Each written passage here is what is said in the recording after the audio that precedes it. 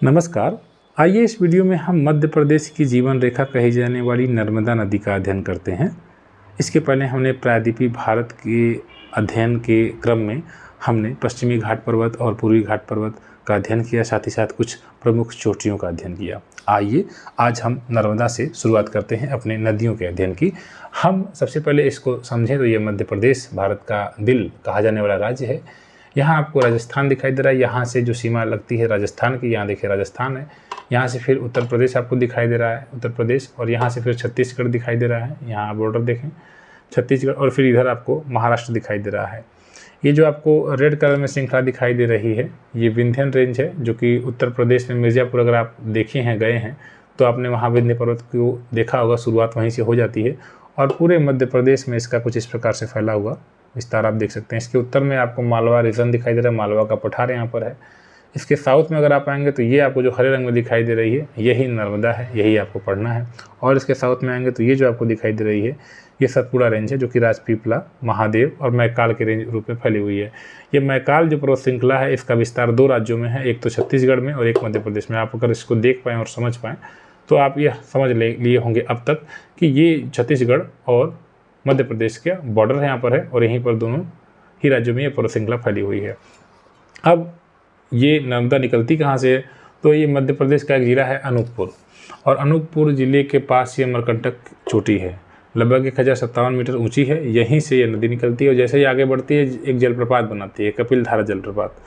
याद रखिएगा, नर्मदा नदी पर है, पूछा जा सकता है ये प्रश्न। फिर कुछ आगे बढ़ते हुए जाती है जबलपुर के पास, और जबलपुर के पास ये धुआंधार जलप्रपात बनाती है, ये भी आप याद रखिएगा। फिर कुछ आगे बढ़ती है तो फिर इसके बाद अब ये जो नदी है इन दोनों पर्वत श्रृंखलाओं के बीच से बहने लगती है। देखिए आप, ये आपको विंध्यन रेंज दिखाई दे रही है और इसके साउथ में यहाँ पर आपको सतपुड़ा रेंज दिखाई दे रही है। तो इन दोनों पर्वत श्रृंखलाओं के बीच में बहती है ये नदी, और रिफ्ट वैली में बहती है, भ्रंश घाटी में बहती है। कहने का मतलब यह जो जिस बहाव क्षेत्र में बहती है वो ज़मीन के अंदर धसा हुआ है सामान्य भूमि की तुलना में, तो रिफ्ट वैली है। कारण क्या है, भूगर्भिक गतिविधियां, जब पृथ्वी के अंदर जो प्लेटें एक दूसरे की ओर या फिर एक दूसरे के अगेंस्ट मूवमेंट कर रही हैं, तो उस वजह से ज़मीन कहीं न कहीं धंस जाती है। कहीं पहाड़ बनता है ऊपर की ओर, कहीं नीचे की ओर गर्त जैसा बनता है। तो ये गर्त हो जैसा हुआ है और इस वजह से यहाँ पर इस नदी का बहाव नीचे की ओर है सामान्य भूमि की तुलना में। आगे जब यह नदी जाती है तो खांडवा जिले में यहाँ पर ओमकारेश्वर बांध बना हुआ है, ये भी आप याद रखिएगा। यहीं पर इंदिरा सागर बांध भी है। और फिर ये नदी अब आगे बढ़ती हुई जाती है तो यहाँ इसकी सीमा लग जाती है थोड़ी सी महाराष्ट्र से। अगर आप देखें तो लगभग 74 किलोमीटर महाराष्ट्र में इसकी बहाव क्षेत्र है, इन दोनों के साथ सीमा। इसके पहले इसका बहाव अगर इसमें आप देखेंगे तो ये तो मध्य प्रदेश की सबसे लंबी नदी है ही, सबसे ज़्यादा बहाव भी यहीं पर है, लगभग 1077 किलोमीटर ये बहती है। और फिर उसके बाद फिर यहाँ 74 किलोमीटर, और गुजरात में जब प्रवेश करती है तो 150 किलोमीटर से ज़्यादा, लगभग 160 किलोमीटर के आसपास।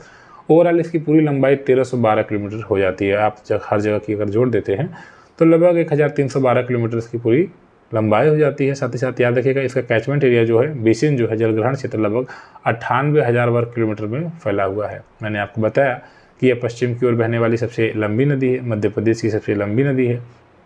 और यहीं पर अगर आप जानें तो गुजरात में सरदार सरोवर डैम बना हुआ है, ठीक है। और आगे यहीं पर फिर माननीय पटेल जी की, हमारे सरदार वल्लभ भाई पटेल जी की मूर्ति भी बनी हुई है, एक स्टैचू ऑफ यूनिटी के रूप में जानी जाती है, 182 मीटर आगे फिर ये जाती है और गुजरात में खंबात की खाड़ी में अपना जल गिरा देती है। भरूच में अंतिम रूप से जाती है और यहीं पर एस्चुअरी का निर्माण करती है।